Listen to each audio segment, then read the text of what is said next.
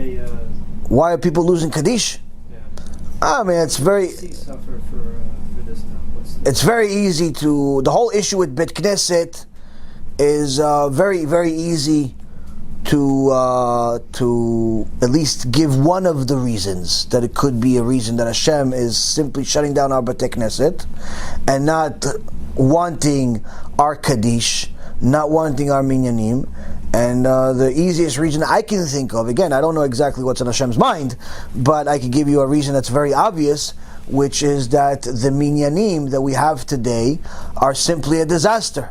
You know, either you have a situation where you go to a Minyan, but people are talking in the middle of prayer, and the Shulchan Aruch says that a person that talks in Bet Knesset, is Avirah is too big.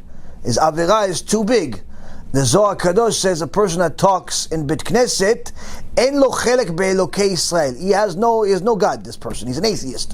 Why? Because he's talking in Bet Knesset. He goes, if not he's talking just mundane things in Bet Knesset.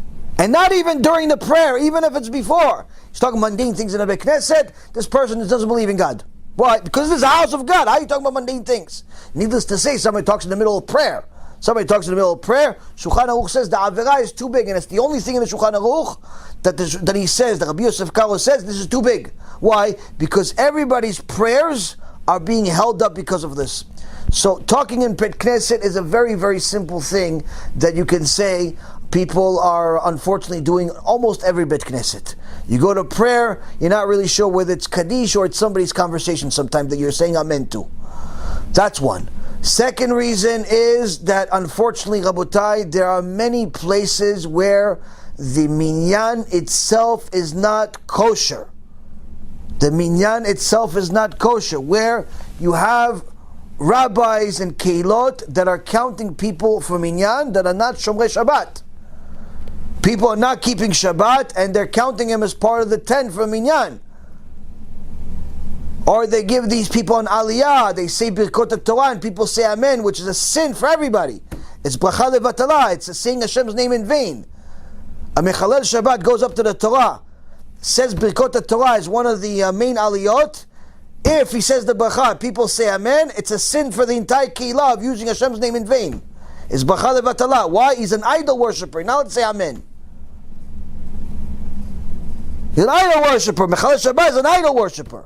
That's what the Kadosh Baruch Hu says. That's what Shulchan Aruch says. That's what the Zohar says. What the Gemara says.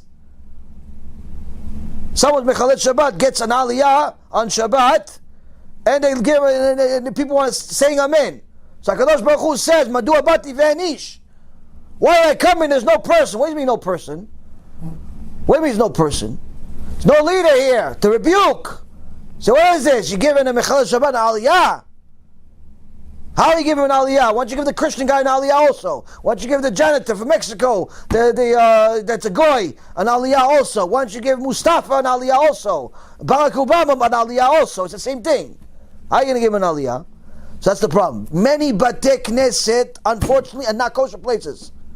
Why? Minyan is not kosher. The minyan is not kosher. You know how many emails I get from places where people are telling me, listen, I go to this Knesset and it's like half the people are driving on Shabbat.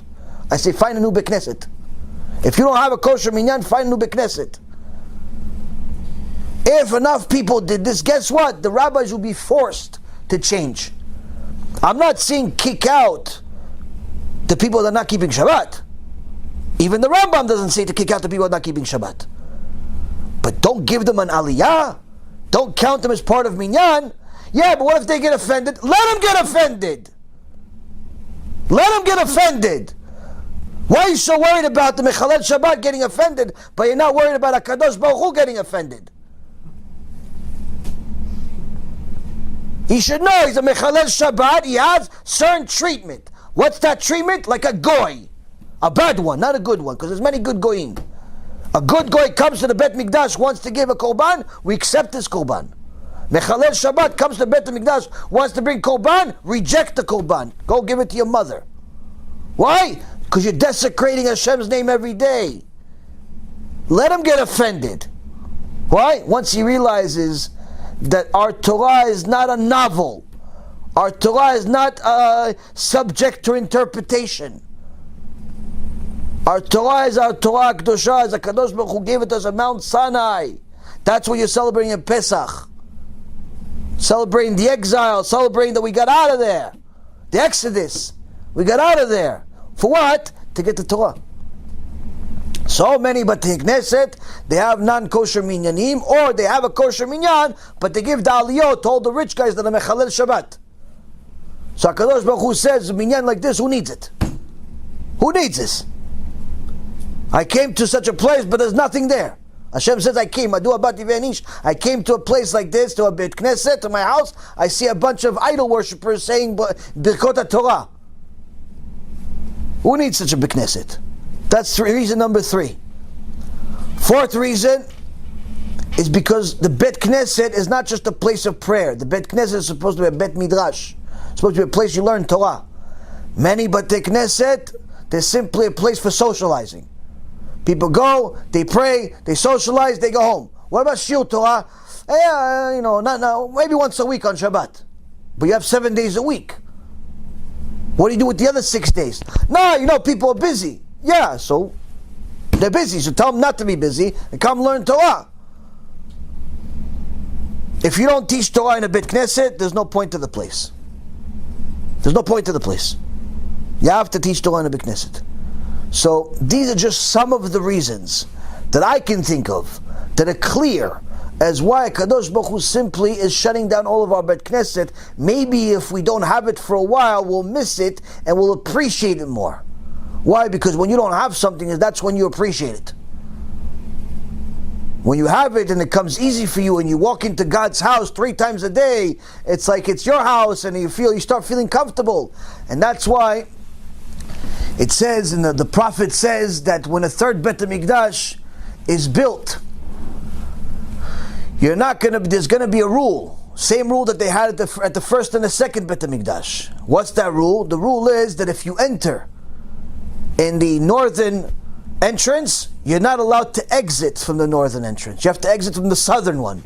If you entered from the east, you're not allowed to exit from the east. You have to exit from the west. Why? But my car is over here. Why do I have to go all the way to the end, to the other side, and go all the way around the building? It's going to take me just 40 minutes just to get there.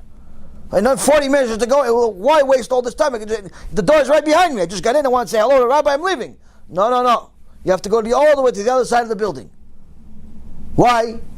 The Yavitz, Allah Shalom, says it's very important you know that if you violate this rule, you have a very serious problem with HaKadosh Baruch Hu. Why?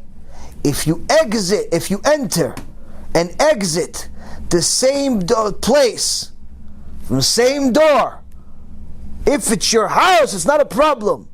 But the Bet HaMikdash is not your house. If you exit from the same place you entered and see the same walls twice in one day, chas v'shalom, that you're in your mind, you will think that the walls of the Bet HaMikdash are something that, it's like my house. I'm used to it. Why? I saw it twice in one day. And the moment you start treating the Bet HaMikdash, the house of God, like it's your house, you have a very serious problem with HaKadosh Baruch Hu. The Bet Knesset is a mini Bet HaMikdash. Many people treat it like it's their house. It's not your house.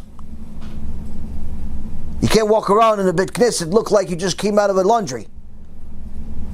Look like you came out of some type of war. You have to go into Bet Knesset, needs the HaKadosh Baruch Hu's house. Coming to pray, not coming to socialize. People don't do that. HaKadosh Baruch Hu says, who needs them? Who needs the Bet Knesset? Who needs the Bet Knesset? Last but not least, many times people go to the Bet Knesset, but their tefillah is keva, tefillat keva. It's a prayer that they're so used to, they're like robots. Like we talked about last night in Nigeret HaRamban. We have a whole shiur about it last night for 2 hours. Do not make your tefillat keva that it's just like such a customary thing. It's like a robot. You go at the specific time, put on tefillin, put it there. No, you just can't wait to get out. You have to have some more kavanah. Sometimes praying by yourself helps you with kavanah. Sometimes it doesn't. Depends. Point is that HaKadosh Baruch Hu is rebuking all of us. He says, I don't want you to say Kaddish because your Kaddish was in the middle of somebody's conversation. So let him talk now. Let him talk. Well, I don't want to hear Kaddish. You have B'tei Knesset that I've seen in my own eyes, my own ears. People are talking during Kaddish. In Boca Raton, the rabbi was talking in the middle of Kaddish. The rabbi is talking in the middle of Kaddish.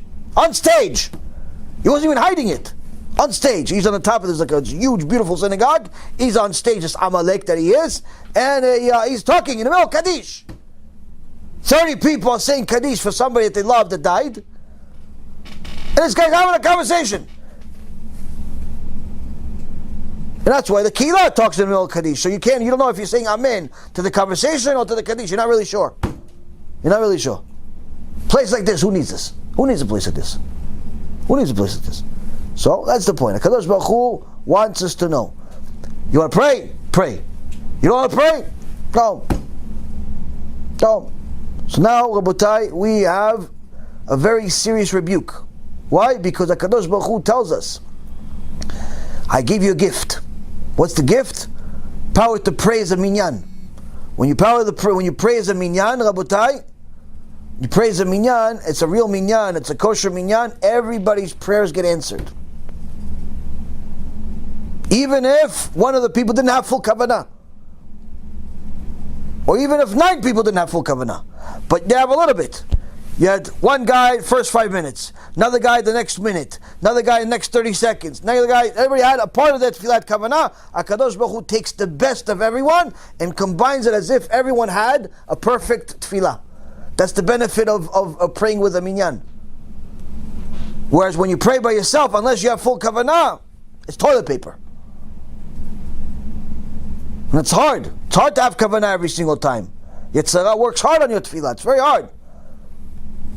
I wish I had kavanah in every prayer. I wish. It's like having olam haba in this world. Have kavanah in every prayer. It's hard. But Rabotai, you have to work on it. So that means that the minyan has a very big benefit if it's a kosher minyan. But if half the kehillah acts like goyim, a third of them is really goyim, the other part that's left you're not really sure. Some places you actually have real goyim. They look like more like Jews than the Jews. But they don't even tell the rabbi that they're in the process of conversion. So they count them as part of the minyan. Point is, Rabotai, we have to clean up our acts. We clean up our acts, HaKadosh Baruch Hu is going to want us to say His name and sanctify His name in Kaddish, because that's really what you're doing with Kaddish. You're sanctifying Hashem's name. You're sanctifying Hashem's name. But when you're sanctifying Hashem's name, when you're giving compliments, but at the same time insulting, Hashem says, I don't want this and I don't want this. It's like having a wife, you say, I love you, pach! Give her a nice righty, right in the morning. Good morning, pach!